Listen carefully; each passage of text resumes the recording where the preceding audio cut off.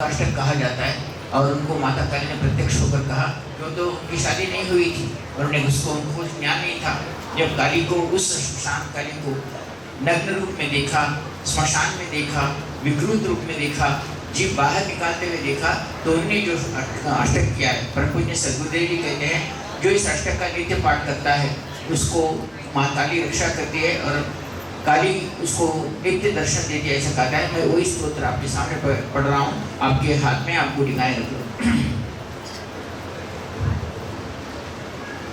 विरंचार्य देवास्त्रे श्री गुणास्त्रिम सम्मानाध्य कालीं पदानावहु अनादिसुरालिं मुखालिं भवालिं स्वरूपं तदीं विन्दन्ति देवाः जगन् मोहिनीयं तु वाग्वादिनीं सूर्यपुष्पे शत्रु संहारिणीं वचस्तम्भनीयं तु उच्चाटनीयं स्वरूपं तदीं विन्दन्ति देवाः इयं स्वर्गदात्री पुनः कल्पवल्ली मनोजासुकामा नितार्थप्रकुर्यात् ददाति कृतार्थ भवति नित्यं स्वरूपं तदीं विन्दन्ति देवाः सुरापानमत्ता स्वक्तां रक्तालसत्पूजिते सदा विरूपस्ते जपत्यान् पूजा सुधादमुखा स्वरूपं तदीं विन्दन्ति देवाः चिदानन्दगन्धं हसन्मन्दं शरच्चन्द्रकोटिप्रभावं मुनीनापि कविनां हृदि द्वन्द्वं स्वरूपं तदीं विन्दन्ति देवाः महामेघकाली सुरक्ता विश्वरा कदाचित् विचित्रा बुद्धिर्योगमाया न बाला न उद्धारकामातुरापि स्वरूपं तदीं विन्दन्ति देवाः क्षमा स्वापराधं महाभुक्तवां मैल्लोकमध्ये प्रकाशीकृते तवध्यानपूर्तिं चापल्यभवात् स्वरूपं तदीं विन्दन्ति देवाः इति ध्यानयुक्तं पठेद्य श्री महाकाली का अष्टकं संपूर्णम्। माँ काली का मन में ध्यान करो और बोलो कि माँ आप धनकाली के रूप में हमारे घर में आए।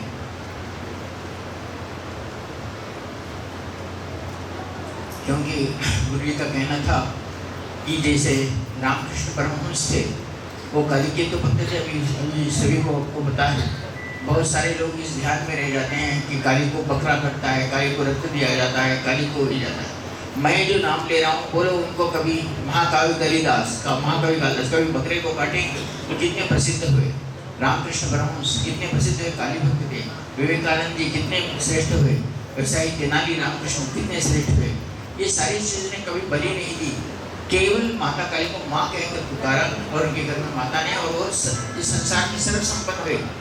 सर्वसंपन्न यानी उनका पूरे जगत में उनका नाम हुआ। तो माँ काली बलि लेती है ये कहना गलत बात है। इसके पीछे भी रहस्य कहा गया, मैंने बहुत बार ही बताया। मुरकुंड नाम के महर्षि थे, उनके 2 पुत्र थे, इतने गंदे थे कि माँ बहन को भी नहीं देखते थे, गंदे गंदी गालियाँ देते थे। माता के बाद उनके माँ को गाली देते थे, पिता को गाली देते थे, देवताओं के मंदिर तोड़ते थे, रोज पिया करते थे, मांस खाते थे। जब मुरकुंड महर्षि को उन दोनों को देखकर बहुत तंग हो गए और उन्होंने ब्रह्मा के पास गए, विष्णु के पास गए, महेश्वर के पास गए और पूछा कि मेरे दोनों पुत्रों को ऐसा क्यों किया है। अपने दोनों पुत्रों को अच्छा करो, ऐसी प्रार्थना करने लगे। तो उन्होंने ब्रह्मा विष्णु महेश्वर ने भी और दूसरे देवताओं ने कहा कि हमारी बात बस की बात नहीं है, आप आदि पराशक्ति को प्रार्थना करो जो हमारी भी देवता है, देवी है। जब वो मुरकुंड महर्षि उस आदि पराशक्ति को प्रार्थना करें और कहा कि माँ मेरे पुत्रों को देख, रोज मुझे मारते हैं, रोज डाल देते हैं, रोज पीते हैं, रोज मांस खाते हैं, घर में सुख से रहने नहीं देते, या तो मुझे मार दे नहीं तो इनको मार दे, दोनों में घुस कर इसकी दूसरा मालूम नहीं है। आदि पराशक्ति की प्रार्थना अपने गुरु को कहने पर उन्होंने की। तब उन्होंने देखा कि उस दिन रात में बहुत बड़े काले मेघ छाए हुए आए और इतनी जोर से बिजली कड़की कि अट्टहास करके जोर से हंसने की आवाज आई और महर्षि डर गए कि ये क्या हो रहा है, ये क्या हो रहा है। उनको डर लगा तो उन्होंने देखा कि भयंकर अवतार जो पिया हुआ, दारू पिया हुआ, जीभ बाहर निकाला हुआ, हाथ में रक्त लिया हुआ, हाथ में तलवार लिया हुआ, एक भयंकर आकार उनकी तरफ आ रहा है। तो उन्हें देखकर डर गए और बोले कौन पिशाच है, राक्षस है, ये मेरी तरफ क्यों आ रहा है, क्या मुझे मारोगी।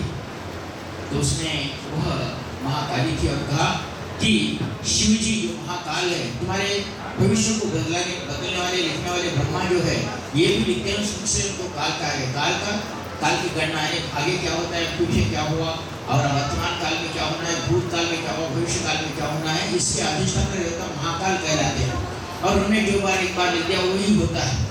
जब महाकाल ने कह दिया था कि मैं इन बच्चों को सुधार नहीं सकता, तब महाकाली इस रूप में प्रत्यक्ष होकर आई और उन्होंने कहा मुरकुंड महर्षि को, हे मुरकुंड देख मैं महाकाली हूँ, मैं कालों की काल हूँ, महाकाली हूँ, मैं तुम्हारे तेरे बच्चों का भविष्य, जो कोई देवता बदलने से तो मैं बदलती हूँ, देख तेरे बच्चों को, तेरे बच्चे कहाँ हैं बेटे।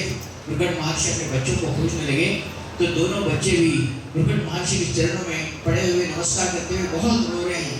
उसको ऐसा कभी नहीं देखा उन्होंने कि मेरे बेटे इतने बदल गए हैं। और जब देखा महाकाली की तरफ देखा तो महाकाली ने कहा इनके जो दुर्गुण थे वो सब मैंने ले लिए हैं। मैं तुम्हें कहता हूँ तुम्हारा पति पीने वाला है, तुम्हारा पति मारने वाला है, दुर्गुणों का है, तुम्हारा बच्चा दुर्गुणों का है। जो इस महाकाली अष्टक का पाठ नित्य करता है और इस महाकाली यंत्र को अपने पास रख लेता है, उसके घर में भी उसके दुर्गुण जाकर महाकाली उसके दुर्गुण लेती है। इसलिए महाकाली नग्न है, इसलिए महाकाली रक्त पीती है। लेकिन महाकाली को बलि उली देने की कोई प्रथा नहीं है। वो तुम्हारे पुत्रों में, तुम्हारे पति में, तुम्हारे घर में जो कष्ट है कष्टों को हरने वाली महाकाली कही गई है। जो मैंने अभी स्तोत्र का पाठ किया, उस स्तोत्र का पाठ करने वाले के घर में भी महाकाली श्रेष्ठता के साथ वास करती है। और उसके घर में जो पति पीने वाला है, मारने वाला है, पुत्र कोई भी आपको कष्ट पहुंचाने वाला है, इस स्तोत्र के पाठ से उस स्तोत्र आता है। ऐसा प्रभु सतगुरुदेव जी ने भी कहा है और आदि शंकराचार्य ने भी इस स्तोत्र का पाठ किया था और कहा था कि जो इस स्तोत्र को पाठ करेगा महाकाली उसको बिंब रूप में दर्शन देके और उसके घर में उसकी रक्षा करती है, ऐसा उन्होंने कहा था। मैं आपको यही बात कहता हूँ, महाकवि कालिदास, जिसके बारे में आपको तो सभी को पता है, महाकवि कालिदास कवि कालिदास होने से पहले वे एक मामूली आदमी थे, मूर्ख थे। इतने मूर्ख थे कि वो एक पेड़ पर बैठकर उसी डाली को काट रहे थे। और उस राज्य की महारानी राजकुमारी थी, वो एक अच्छे विद्वान, बहुत विद्वान थी और एक विद्वान आदमी को शादी कर लेना चाहता। बहुत सारे ब्राह्मण विद्वेता सब आए लेकिन सभी को उन्होंने हरा दिया। तब ब्राह्मण ने कहा कि इस राजकुमारी को बहुत गर्व हो गया है कि मेरे को जो विद्वान आदमी है उसी के साथ शादी करूंगी। और तब उन ब्राह्मणों ने, उन सेनापति ने और मंत्रियों ने एक मूर्ख आदमी को ढूंढना शुरू कर दिया। और वो मूर्ख आदमी था ये कवि कालिदास। अपनी टहनी पर ठाड़ कर अपनी टहनी काट रहा था जिससे वो नीचे गिर सकता था। तब उन्होंने देखा कि मूर्ख है, इसको पकड़ के ले जाए। उसको बोले तेरे तू इधर आ, वो उतरा, उसको अच्छे कपड़े पहनाए और कहा कि तुझे बात नहीं करना है। माता जो राजकुमारी है जो भी प्रश्न पूछेंगे उसको मौन के साथ उत्तर दे देना। उसको ले गए, दिखने में थे, कालिदास को देखा और राजकुमारी प्रश्न करती गई और ये मौन से ही अपने को जो भी इच्छा है वैसे जवाब देती गई। ब्राह्मणों ने उस मौन का अर्थ का, उस मुद्राओं का अर्थ बताया तो समझी कि बहुत विद्वान है। और राजकुमारी ने उसके साथ शादी हो गई होगी। शादी हो जाने के बाद जब सुहागरात में कालिदास वहाँ गए तो उन्होंने देखा कि कालिदास को जो पूछने लगी, मैंने मुद्राएं बताई थी तो बहुत विद्वान है। तो उसने कहा मुझे कुछ नहीं आता, ये तुम्हारे मंत्री और ब्राह्मणों ने मूर्ख बनाकर मुझे तुम्हारे साथ शादी की है। बहुत चिल्लाई उस रात में राजकुमारी और उसको धक्के मारकर उसका सर फोड़कर उसको बाहर फेंक दिया। कालिदास कहा ना मैं इधर का रहा ना उधर का रहा, मेरे को क्या था, राजकुमारी की शादी करना थोड़ा ही था। इन मूर्खों ने मेरी शादी करवाकर मुझे इतना दुख दिया। और वो रोते रोते रात में जंगल में चला गया। और जंगल में उसी दिन शुक्रवार अष्टमी थी और एक महाकाली के मंदिर में साधु बैठे हुए थे। वे जाकर वहाँ जाकर वो रोने लगा कालिदास की हे माँ तू देवता है, मैं यहाँ पड़ा। और उनको कुछ नहीं दिखा। तो उस साधु ने देखा कि उनको सिर्फ इस मूर्ख आदमी को लेकर उन्होंने बहुत दुख दिया है। तो वो जब उठे तो उन्होंने कहा इधर क्या हुआ। तो उसने पूरी कथा सुनाई कि मुझे उस मंत्रियों ने ले जाकर राजकुमारी के साथ शादी करवाई और मुझे उस वंश में मार कर भेज दिया क्योंकि मैं मूर्ख हूँ, मेरे को कुछ नहीं आता, मुझे पढ़ाई लिखाई नहीं आती, कुछ नहीं आता, मुझे यहाँ भेज दिया है। तो उस वहाँ के साधु ने उसके ऊपर दया आई और माता काली से प्रार्थना करते हुए उनके जीव पर काली का बीजाक्षर लिख दिया और कहा कि तू खड़े रह जा। और उसके जो खाया था वो निकाल दिए। तभी कालिदास ने महाकाली का स्तोत्र किया और काली को प्रसन्न हो गई और कहा कि आज से तू मूर्ख नहीं रह जाए।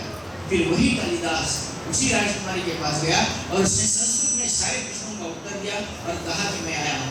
ऐसी इस स्तोत्र की महिमा है कि काली आज अष्टमी के दिन साधना करते हैं तो काली प्रत्यक्ष और मूर्ख आदमी को भी एकदम विद्वान बनाते हैं। और उसके बाद कालिदास उस महाराज विक्रमादित्य के अष्टदिग्गजों में से, अष्टकवियों में से महाकवि कहलाए। यही महाकवि कालिदास हम जीवन भर काली की साधना करते रहे। उस नवरत्न में जो राजा के पास नवरत्न थे उसमें कालिदास भी उस समय स्त्री को धन समझा जाता था। जिसके पास सुंदर स्त्री दासी के रूप में काम करती है, उसकी सेविका के रूप में काम करती है, वो सबसे श्रेष्ठ समझा जाता था। तो महाकवि कालिदास को लगा कि मेरे पास कोई स्त्री नहीं है, मेरे पास साधना करने के लिए स्त्री चाहिए थी। हर नवरत्नों में हर एक के पास एक सुंदर स्त्री हुआ करती थी। जिस स्त्री को वो रखकर साधना माँ काली के विधान से वाम या दक्षिण मार्ग से साधना करते थे। तो महाकवि कालिदास के पास स्त्री नहीं थी, तो उन्होंने काली महाकाली को पूछा कि मुझे ऐसी स्त्री देते संसार में सर्वश्रेष्ठ सुंदर हो। और महाकाली ने कहा कि तू फलानी जगह इस जायफल को लेकर जा और उसको पूछ, मुझे सुंदर स्त्री चाहिए। तो उन्हें एक 16 साल की लड़की महाकाली ने देखकर कहा, कहते हैं कि महाकालिदास के पास नवरत्नों में वो ऐसी श्रेष्ठ स्त्री थी जिसको देखकर महाराजा भी चकित हो गए कि इतनी सुंदर स्त्री तुझे कहाँ मिली, और उसे स्त्री धन कहा जाता था। और उस साधना में उस स्त्री का उपयोग किया करते थे। और महाकालिदास नवरत्नों में से कहा गया जो मूर्ख आदमी था वो एक ही दिन में एकदम ज्ञानी हो गया और महान हो गया केवल इस काली साधना से। तो काली साधना में कभी काली ने महाकवि कालिदास ने बकरी क्या इसकी बलि नहीं ना शराब की ना कुछ नहीं किए, लेकिन आपके जीवन में काली साधना करना चाहते हैं तो आपकी स्त्री एक श्रेष्ठ साधिका होनी चाहिए, एक श्रेष्ठ सुंदर स्त्री होनी चाहिए, जिससे आप सम्मान के साथ जी सको। आपको इस साधना के लिए जो मैंने स्तोत्र किया है उस स्तोत्र का पाठ अगर आपके जीवन में करते हैं तो किसी प्रकार की कमी नहीं पड़ेगी, आपने योग्य जीवन जी सकेंगे। वैसे ही मैंने आपको बताया है कि रामकृष्ण परमहंस जो काली के साधक थे, तो उनके पास उनका भांजा था। वो भांजा महाकवि कालिदास में जो भी मिठाई आती थी, जो भी पैसे आते थे उठा के लेके जाता था। लेकिन इससे रामकृष्ण परमहंस बदनाम हो रहे थे, तो उन्होंने भांजे को कहा ऐसा करना ठीक नहीं है। और उन्होंने नहीं कहा, महाकवि कालिदास अपने रामकृष्ण परमहंस ने माता काली से कहा इस भांजे को हटा दो, जो पैसा करता है कभी भी ऐसा करते रहे, इसको हटा दो। उसके बाद भांजे को बहुत गुस्सा आया और उन्होंने कहा तुम्हें अगर रामकृष्ण परमहंस को बदनाम करना है तो उनके गद्दी के जो यहाँ बैठते उसके नीचे पैसे रख दो, और बताएंगे कि महारानी को ये भी पैसे लेता है और गद्दी के लिए नीचे छुपा देता है। किसी ने अगर रामकृष्ण परमहंस जहाँ बैठते थे वहाँ उनके आसन के नीचे पैसे लगा दिए। तो जैसे ही रामकृष्ण परमहंस आकर अपने गद्दी पर बैठे हुए उछल कर बाहर आ गए और आग है मेरे नीचे, आग है। सब लोगों ने देखा आग कहाँ है, उन्होंने देखा कि उसके नीचे उस गद्दी के नीचे पैसे लगे थे। पैसे पहले उसको हटा दो, धन को हटा दो। इतने श्रेष्ठ थे रामकृष्ण परमहंस कि कभी उन्होंने धन को अपने जीवन में नहीं छुआ।